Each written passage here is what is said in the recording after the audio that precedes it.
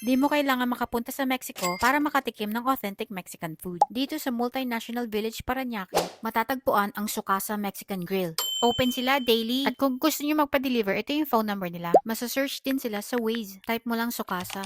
After ng gate ng village, mag-right ka lang at makikita mo yung signage na yan. Diretso lang at bubungad sa iyo ang napakadaming parking. Kaya naman pwedeng dalhin ng buong pamilya at buong barkada. Ito yung menu nila. Pause nyo na lang para makita nyo kung ano yung mga tinitinda nila at mga prices. Isa sa mga bestseller nila dito, ang baked nachos. May regular nachos din sila dito. Pero ito yung gusto kong tikman. Sa TikTok ko lang kasi nakikita yung ganito. At hindi nga ako nagkamali. Sobrang cheesy, creamy, at loaded with beef. Kaya naman pala must try to dito. Next naman, itong chimichanga. Para siyang buritong pinatigas. Para naman sa ayaw sa rice, ito purong beef yung nakalagay dito. Pwedeng-pwede to sa mga nagda-diet. May kasama ding salsa at taco chips. Ito naman ang kanilang birria, na isa rin sa mga nagustuhan ko dahil bukod sa super sarap, mas pinasarap pag sinawsaw mo ito sa consomme sauce nila na may perfect blend ng cilantro. May tamang sipa din ng anghang na tsak mapapadami ka. Ito naman yung steak burrito nila, may kasama ding sauce at taco chips na punong-puno ng steak sa loob. Ito yung burritong hindi tinipid dahil ang dami nilang maglagay. Halos kalahati ng kalahati lang ang nakain ko dyan sa sobrang laki ng portion nila. Good quality yung mga ingredients na ginamit. Ang next naman na in-order ko, chicken peri-peri. Ito walang halong biro pero ito na yata yung pinakamasarap na peri-pering natikman ko. Haluan mo pa ng salad at chicken oil. Tsak, mapapasayaw na naman ako nito sa sarap.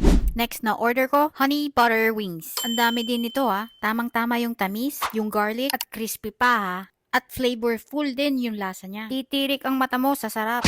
Syempre, hindi mawawala sa order ko ang sisig pag may sisig sa menu. Kaya naman in-order ko to at pinigaan ng kalamansi. Ito nga yung lasa ng hinahanap ko sa sisig. Ayun, naulol. Perfecto kapartner ng sisig itong margarita nila. May unli margarita din sila dito na tsak magpapalabas ng maoy mo. Pag ayaw mo naman ng alcoholic drinks, meron naman sila dito na drinks na kilala sa Mexico, ang horchata. Di ko alam, gawa pala to sa bigas. Para kang newborn sa sobrang refreshing. At ang pang finale ko, ang kanilang beef fajitas. Naging OA na naman yung serving nila ng beef. Ikaw mismo ang mag-a-assemble para kontrolado mo yung lasang gusto mo. Ang tender ng beef. Nagustuhan ko rin pala dito. Yung mga staff nila sobrang accommodating. Kaya naman pala yung mga nakita kong customer dito ay ibang lahi.